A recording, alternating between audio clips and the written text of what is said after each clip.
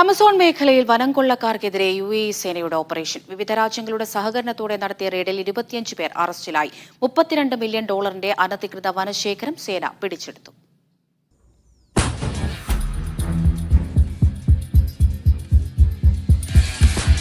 UAE ആഭ്യന്തര മന്ത്രാലയമാണ് Amazon വനമേഖലയിൽ നടന്ന ഈ ഓപ്പറേഷന്റെ ദൃശ്യങ്ങൾ പങ്കുവച്ചത്.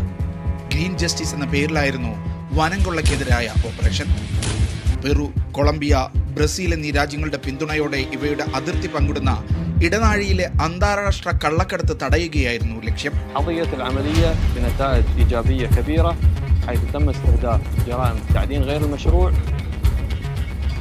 രണ്ടര ടൺ വന്യജീവികൾ, മത്സ്യങ്ങൾ, മത്സ്യബന്ധന ഉപകരണങ്ങൾ, അനധികൃത ഖനന ഉപകരണങ്ങൾ, വനത്തിൽ നിന്ന് അനധികൃതമായി വെട്ടിയെടുത്ത 10,498 കുബിക് മീറ്റർ മരത്തടികൾ എന്നിവയാണ് പിടിച്ചെടുത്തത്. സംഭവത്തിൽ 25 പേരെ അറസ്റ്റ് ചെയ്തിട്ടുണ്ട്.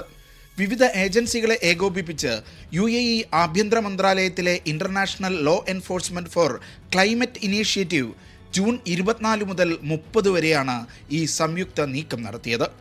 ആമസോൺ കാടുകളിൽ നിന്ന് കടത്തിക്കൊണ്ടുപോകാൻ ശ്രമിച്ച വിവിധ തരം ഉൽപ്പന്നങ്ങളും ഓപ്പറേഷനിൽ പിടിച്ചെടുത്തിട്ടുണ്ട്. Media 1 Abu Dhabi.